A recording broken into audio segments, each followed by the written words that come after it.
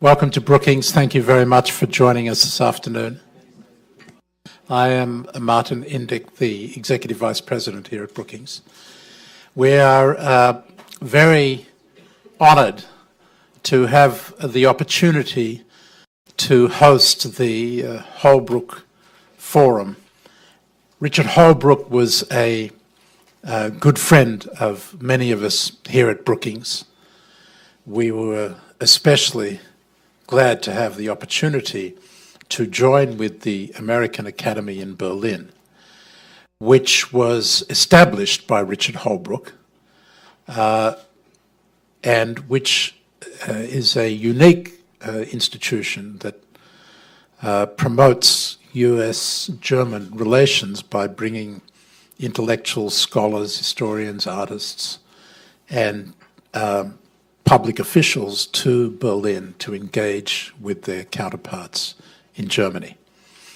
And in Richard Holbrooke's memory, the American Academy established the Holbrooke Forum to promote his particular way of dealing with crises in international affairs.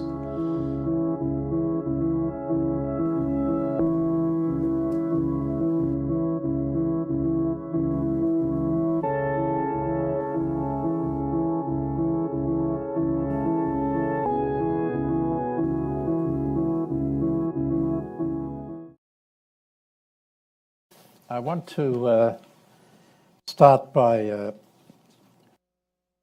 saying a special welcome to the Academy's President, Gerhard Casper, to the Academy's Chairman, Gail Bird, and to the Forum co-chairs, Harold Coe, Nada Mousavizadeh, and Michael Ignatieff. The forum that I described to you is titled The Global Migration Challenge Crisis, Its Challenges to the United States, Europe, and the Global Order. This is a definitional moment about who we are, what societies are, what the United States is, what its traditions are. The refugee issue is not a humanitarian crisis. It's a definitional crisis, and I think in that sense we're on, as they say, the same page. And let's look at some of the facts. In this room, there are distinguished German policymakers who are dealing with a situation in which they had 1 million plus arrivals in 2015, and there are 2,000 to 3,000 people arriving as we speak, like right now. Secondly, there are every week people drowning in the 8-kilometer space between Turkey and Greece. And so there isn't any more fundamental encounter with our values, with our conscience, with our self-definition than children dying at sea and the banalization of children dying at sea. So it is definitional of who we are.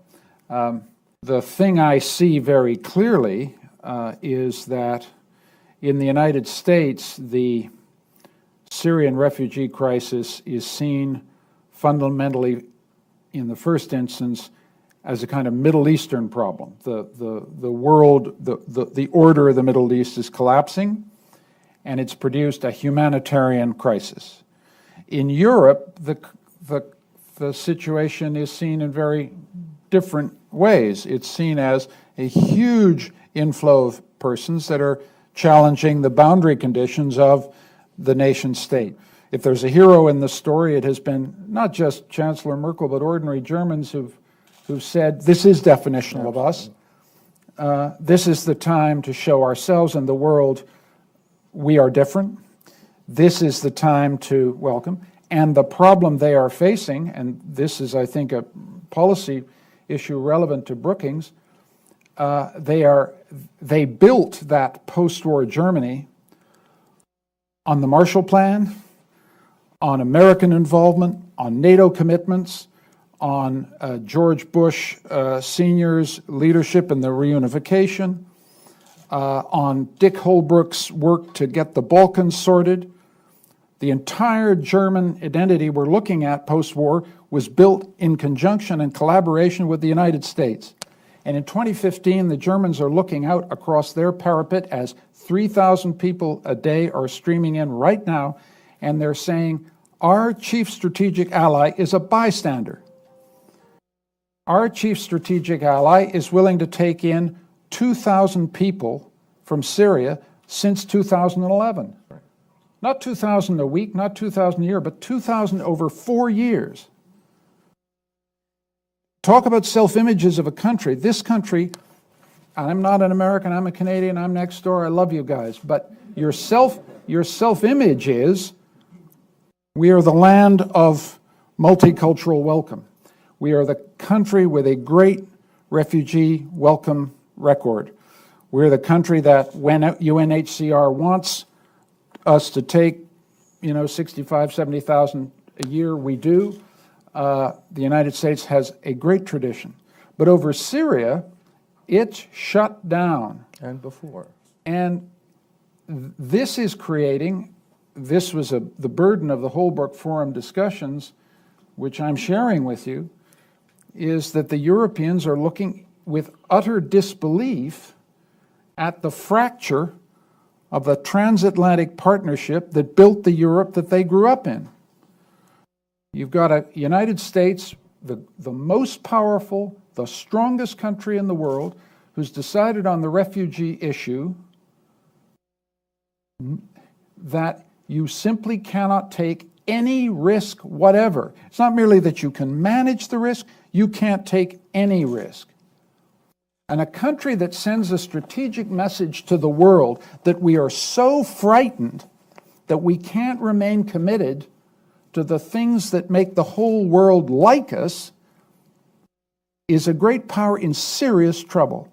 And a country that will not support its allies as it faces the biggest challenge to their identity, to their cohesion since the Second World War, is not a serious country. I say this with affection. You can't be more pro-American than I am. But if you hear anger here, there is anger. And I'm not authorized to speak on behalf of the Holbrooke Forum. In this room, there are 25 people who will take a different view. Some will take me outside afterward and say, you went way too far. I don't give a damn. I got one time to be in public with you, and I see what the Germans are doing, and they're looking at the United States. There is nothing going on in the Syrian peace talks. It's as if the United States won't actually take ownership of that. The Russians are marching on Aleppo. They encircle Aleppo. You like the starvation in the other towns, you'll love the starvation in Aleppo, because it's a big place. So the Russians are changing are actively creating refugees every single day. Mr. Kerry and Mr. Lavrov are in these pleasant discussions. The United States used to be able to understand that if you want to get a diplomatic solution, you've got to wield some force here to change the dynamics that force people to settle. At the moment, we're looking at a situation in which Assad thinks he's going to win and Putin thinks he's going to win, and the people who will pay the price were not in this room. They're the people in Aleppo and everywhere else. And the other secondary people who will pay the price will be the Germans and the Italians to a lesser degree. And this is where we are. Now, I think there are things that we can do. I think there are solutions. I think the United States has been asked by the UNHCR to take 65,000 refugees. It's a big number. I know you're all saying, oh, I can't do that. But that's what big countries do. That's what great countries do. They say, okay, let's find a way to stand up in front of the world and say, we are not going to have refugee policy in the United States dictated by IS, actually. That's not what great countries do. We're going to stand up and we're going to take leadership here. If the Germans can do it, we can do it. Secondly, we're going to deal as a great country with another scandal in this story, which is that UNHCR is about 50% funded and WFP, the World Food Program, is about 40% funded. You ask why there's a refugee flow last summer? Because they cut the food ration in every single camp. Now that's fixable. Big countries can fix things like that. Those are two things immediately in policy terms that the United States can do, and can do it actually now. Sorry, I'm steamed about this. You know, people talk about David Cameron presiding over Little England. I've said for a long time that Barack Obama is presiding over Little America. That's what we've become in the world. I am one of the many reasons, and we'll get to what could be done in a minute, why American policy is such a scandal, because American policy, or the lack of American policy, is one of the reasons that this refugee population even exists in the first place. We did absolutely nothing. Rather, we did only things that wouldn't have an effect. You know, in the old choice between action and inaction, this White House has pioneered a third alternative, which is inconsequential action. So they will only do something as long as it doesn't decisively affect an outcome. We'll send 50 troops, we'll send 5 troops, we'll send meals ready to eat, we'll send rusted Humvees, but nothing that might have an impact on the outcome. I think that the larger problem that you described is you're absolutely right. You're absolutely right. I mean, Germany, we are lagging morally behind Germany. This country is right now, which is not a sentence that I ever expected to utter, I have to say. What we're talking about is an absence, and it's the tritest term in the world, but we're talking about a complete abdication of leadership. A complete abdication of leadership. Given the suffering, the magnitude of the suffering in Syria and of the refugees, given the historic role of the United States in helping, by not acting, to bring this about, given the fact that the American people, even in this insane moment, are not a bad people and do not like to see beheadings and do not like to see children's bodies washed up on a beach and are affected by moral considerations and do have resources of empathy to which they're prepared to consecrate their material resources, there is what to work with in this country. There is what to work with in this country. This is not Trump's and Cruz's country. But you've got 30 governors who don't want to take it. They don't even have the power to stop it. You know what? Then every morning of every day, the president and Schumer and Reid and the other governors and archbishops and rabbis and mullahs and ex-presidents from both parties and every celebrity who ever won an Academy Award and Bill Gates, Mark Zuckerberg, and everyone else, every day of every morning should get up and re-legitimate the idea of refugee assistance and our humanitarian obligations. This is, you know, we are a republic of opinion. We govern ourselves by our opinion. And the quality of our self-government is determined by the quality and the content of our opinions about things. Okay.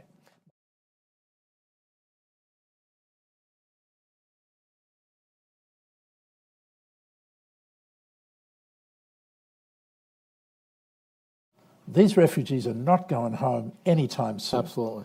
And so the challenge for the cities that are receiving them is how to absorb them. So first of all, it was great to hear Leon and Michael. That was really wonderful. So my perspective may be somewhat distinctive. And at the end, myself and a whole network, frankly, of urban practitioners, mayors, corporations, philanthropies, NGOs, unions, faith-based, we believe refugees don't come to nations, they go to cities. Can you tell us about cities? Do you have cases like Hamburg, I think is one you're looking at, where cities are actually coping effectively with In Hamburg, I think part of the response that we're very interested in is how does Germany realize the demographic dividend of refugees, right? Because Hamburg, like a lot of portions of Europe, is hitting a demographic wall. It needs skilled workers, and the Germans are incredibly good at apprenticeships and vocational education. Now, in Germany, that is primarily run by the chambers of commerce and private corporations. It's not really a government program like it would be in the United States. Obviously, it's government supported. But the success of the German apprenticeship model is that it is truly business-led. I think the challenge right now, for us looking at the refugee issue, whether it's in Germany or whether it's in other European countries, is not the ability to sort of, capture and chronicle sort of best strategies. It's the volume of what's hitting these places. And it's the unevenness of civil society, frankly, and the strength of different sectors to sort of absorb and adapt. And in terms of some of the policy options, clearly more money is needed, but frankly, that's the easy part. We saw yesterday in London, impressive pledges of over $10 billion made to work with Syrian refugees in Syria on a multi-year basis. It's not enough, but certainly I think that people are stepping up to provide some financial support for this tremendous crisis, which is occurring in the midst of simultaneous mega crises in other parts of the world. In South Sudan and Yemen, where the level of destruction is horrendous, the humanitarian community is stretched to the breaking point. It's not just money, but it's people and energy, and who can figure out and think through all of these different crises at the same time when the lack of political will. More resettlement is needed. It is a shame that 2,500 or so Syrians have come to the U.S. in 4 years. U.S. is a country of immigrants, a proud tradition of refugee resettlement. It's a shame the way in which the refugee issue has become securitized. As you mentioned, Michael, this isn't about terrorists come. These are about the victims of this conflict that we've been unable to prevent or stop, looking for a place to be safe. I think one of the tragedies of looking at the refugee situation, and particularly in Europe, but I think it's a global issue, is the lack of burden sharing or responsibility sharing. It's become almost, if somebody arrives in your country, it's your problem. It's not that wasn't how the international refugee regime was constructed. This was to be a collective response. When you arrive in a country, it isn't just that country.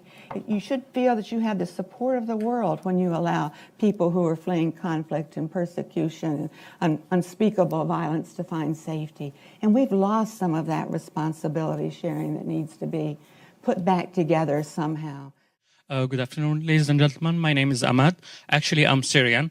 I arrived recently because of the war in my country. My question is, maybe DC is a good city where they can accept, they can, because of the diversity, they can accept Syrians. They are welcoming. I never faced any problems. However, I have friends who lives in Texas and South Carolina and the other states who are suffering a lot. How we can convince, those Americans that Syrians in general are not people who, do crazy things like me. They can sit here. People assume that he can be Mediterranean, Italian, wherever, and found out that I'm Syrian. How we can let them know that Syrians are not, as bad as they can think. Of course, there is a little percentage, but not all of us as bad. We have to think about how we as a society define threats. It is so striking to me that the degree of suspicion, Islamophobic rhetoric that we are facing in the United States today is far greater than we faced in the period immediately after 9/11. It's just amazing. And we have to ask ourselves why that is.